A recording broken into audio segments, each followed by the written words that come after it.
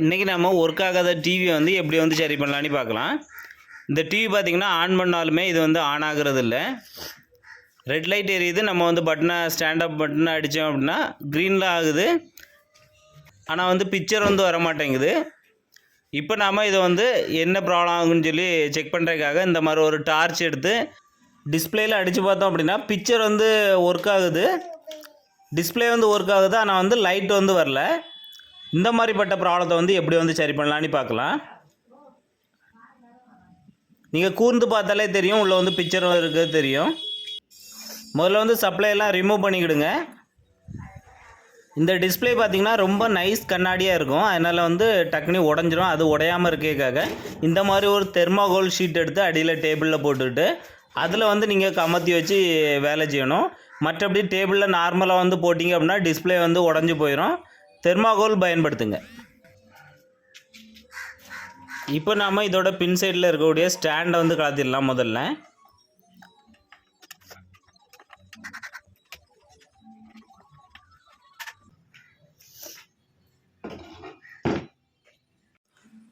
இதுக்குள்ளே பார்த்தீங்கன்னா போர்டு இருக்கும், போர்டு சுற்றி நிறைய ஸ்க்ரூ போட்டிருப்பாங்க. எல்லா ஸ்க்ரூ வந்து ரிமூவ் பண்ணிவிடுங்க. அப்புறம் இதோட வெளியில் பார்த்தீங்கன்னா இந்த சுற்றி வந்து பார்த்திங்கன்னா இந்த பேனலுக்கு வந்து ஃப்ரண்டில் இருக்க பேனல் வந்து கலத்துறதுக்காக ஸ்க்ரூ போட்டுருப்பாங்க. எல்லாத்தையும் வந்து மொத்தமாக கலத்திடுங்க. இப்போ பின்னாடி இருக்கக்கூடிய மதர் போர்டுக்கு ஒரு கவர் கொடுத்துருப்பாங்க, அதை வந்து தனியாக வந்து கலத்திடுங்க. அதில் பார்த்தீங்கன்னா கார்டு ஒயரு அப்புறம் ஸ்பீக்கரோட லைன் எல்லாம் இருக்கும், அதெல்லாம் ரிமூவ் பண்ணிவிடுங்க.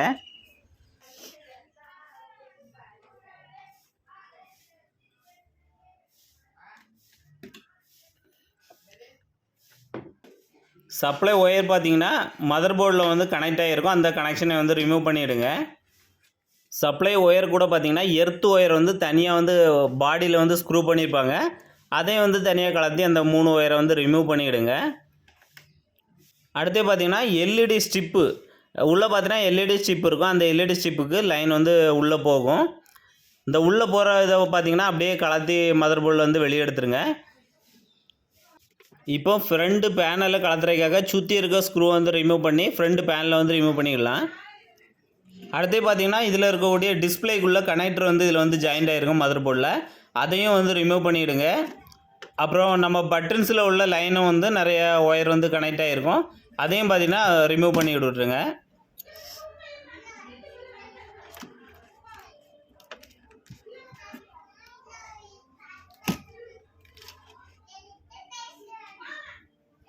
இதுலேயும் பார்த்தீங்கன்னா ஒரு எர்த்துக்கு ஒரு பாயிண்ட் வந்து கொடுத்துருப்பாங்க ஸ்க்ரூ போட்டு, அதையும் வந்து ரிமூவ் பண்ணிவிடுங்க.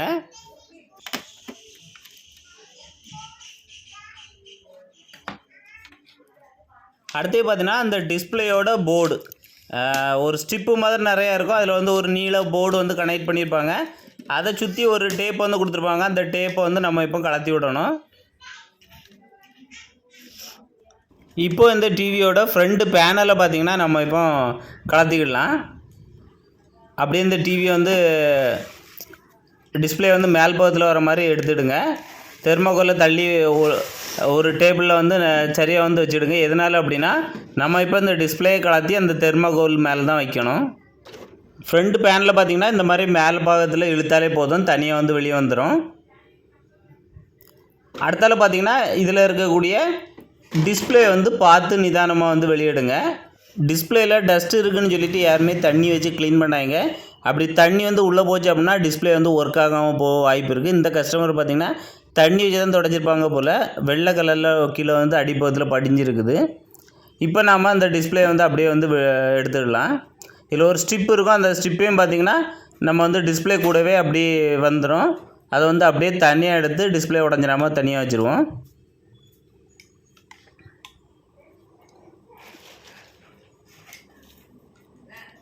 அடுத்து பார்த்தீங்கன்னா சென்டர் பேனல் இருக்கும், அந்த சென்டர் பேனலில் பார்த்தீங்கன்னா சுற்றி ஸ்க்ரூ கொடுத்துருப்பாங்க. அவ்வளோ ஸ்க்ரூவையும் கலத்தி நம்ம அந்த சென்டர் பேனலில் வெளியே எடுத்துடலாம்.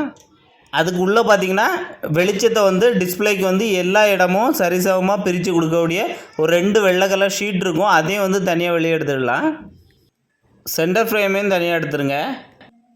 இதுக்கு உள்ளே பார்த்திங்கன்னா 3 அடுக்கு எல்இடி ஸ்ட்ரிப்பு வந்து இருக்குது. இந்த எல்இடி ஸ்ட்ரிப்பு தான் பார்த்திங்கன்னா ஃபெயிலியர் ஆகிருக்கும்.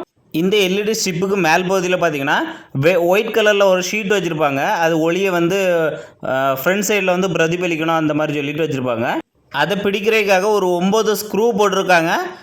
9 ஸ்க்ரூவையும் ரிமூவ் பண்ணி இந்த பேப்பரை வந்து தனியாக கலத்தி எடுத்துக்கலாம். இந்த ஷீட்டில் இருக்கக்கூடிய ஸ்க்ரூ பார்த்திங்கன்னா நிறைய பிரி வந்து போயிருக்கும்.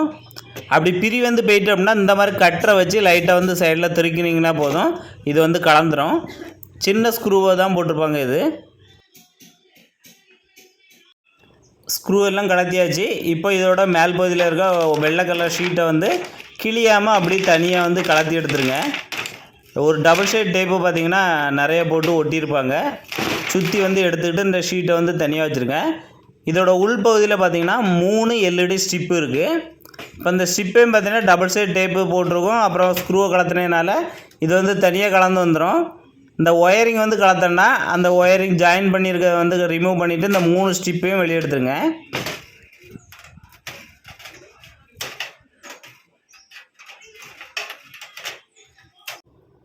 இப்போ இதில் இருக்க லைனை வந்து ரிமூவ் பண்ணிவிடுங்க.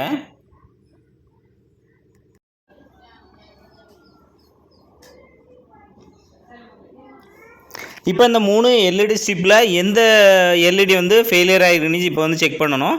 அதுக்காக பார்த்தீங்கன்னா மல்டிமீட்டரில் வந்து பஸர் மோடில் வந்து வச்சுக்கலாம். சிலவங்களுக்கு பார்த்தீங்கன்னா 2 LED ஸ்ட்ரிப் இருக்கும், சில டிவியில் வந்து 3 இருக்கும். இப்போ மல்டிமீட்டர் வந்து பஸர் மோடில் வச்சுருக்கோம். இப்போ இந்த LED ஸ்ட்ரிப்பில் வந்து பாசிட்டிவ் நெகட்டிவ் வந்து இருக்கும். அதில் வந்து பாசிட்டிவில் ரெட் கலரையும் நெகட்டிவில் பார்த்தீங்கன்னா பிளாக் கலர் ஃப்ரோபையும் வச்சிங்க அப்படின்னா இந்த LED வந்து எரியும். அதிலே வந்து நம்ம வந்து இந்த LED நல்லா இருக்கா இல்லையான்னு சொல்லி கண்டுபிடிச்சிடலாம். இந்த மாதிரி எல்லா LED இதையும் வந்து செக் பண்ணிடுங்க.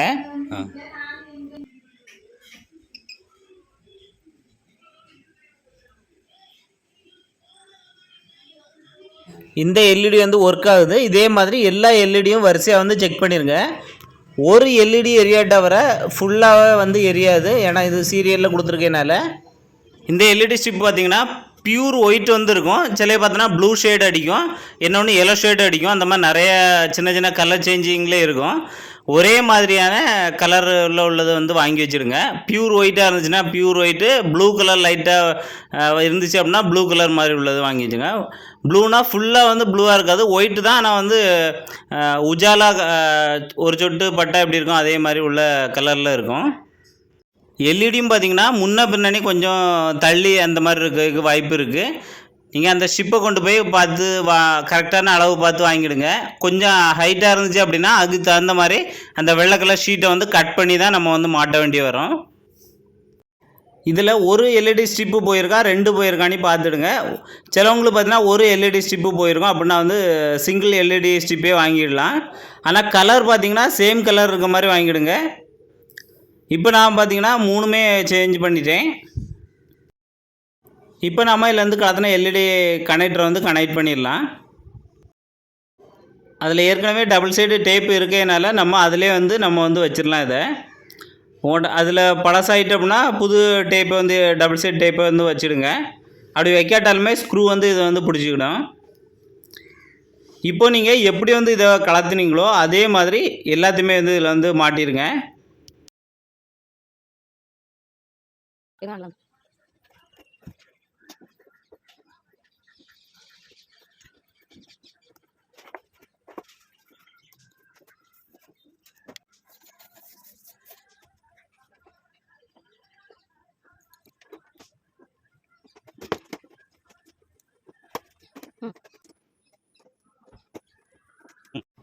நம்ம இதிலெல்லாம் ஸ்க்ரூ கலத்தினமோ அதிலெல்லாம் மறந்துடாமல் எல்லா ஸ்க்ரூவையும் வந்து மாட்டிடுங்க. அப்போ தான் ஃபிட்டிங் வந்து கிடைக்கும். இப்போ நாம் டிஸ்பிளே எடுத்து உடஞ்சிடாமல் அந்த பேனலில் வந்து வச்சிடலாம்.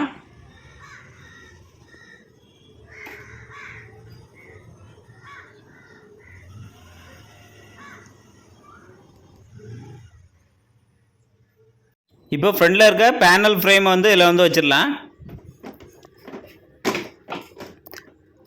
டிஸ்பிளே வந்து கரெக்டாக அந்த சென்டர் ஃப்ரேமில் வந்து இருக்குதானே பார்த்துடுங்க. இல்லை தள்ளி வச்சிட்டிங்க அப்படின்னா இதை அழுத்தும்போது டிஸ்பிளே உடையக்கு வாய்ப்பு இருக்குது. அதனால் வந்து கரெக்டாக வந்து ஃபிட்டிங்காக வச்சுடுங்க.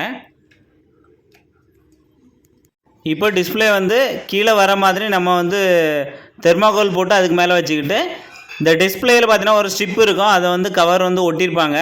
அந்த ஒட்டு வந்து ஒட்டிச்சு அப்படின்னா ஒட்டுங்க, இல்லைனா சின்ன பேஸ்ட்டு போட்டு அந்த பேப்பரை வந்து ஒட்டிக்கிடுங்க.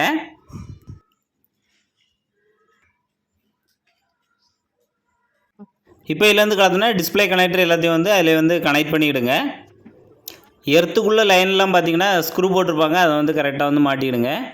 எப்படி இதை கலத்துனீங்களோ அதே மாதிரி எல்லாத்தையும் வந்து ஃபிட் பண்ணி இதோட பிசிபிக்கு மேலே இருக்க கவரையும் வந்து மாட்டிவிடுங்க.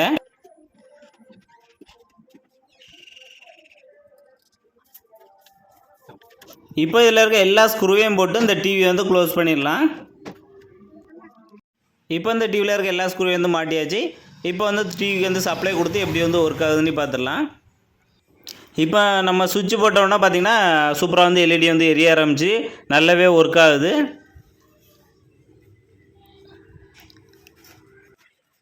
டிவி பார்த்தீங்கன்னா சூப்பராகவே ஒர்க் ஆகுது. இதுக்கு வந்து டிஷ் கனெக்ஷன் வந்து கொடுத்து பார்த்தோம்னா பிக்சர் குவாலிட்டி வந்து ரொம்பவே சூப்பராக இருக்குது. இந்த மாதிரி உங்கள் டிவிலையும் வந்து பிரச்சனை வந்துச்சு அப்படின்னா இந்த மாதிரி எல்இடி ஸ்ட்ரிப் வந்து எலக்ட்ரானிக்ஸ் கடையில் வந்து கிடைக்கும். அது மாற்றினாலே போதும், இது வந்து சூப்பராக வந்து ஒர்க் ஆகும். இந்த வீடியோ பிடிச்சா எல்லாருக்கும் ஷேர் பண்ணிவிடுங்க. மறக்காமல் நம்ம பேஜுக்கு ஒரு லைக் பண்ணுங்கள்.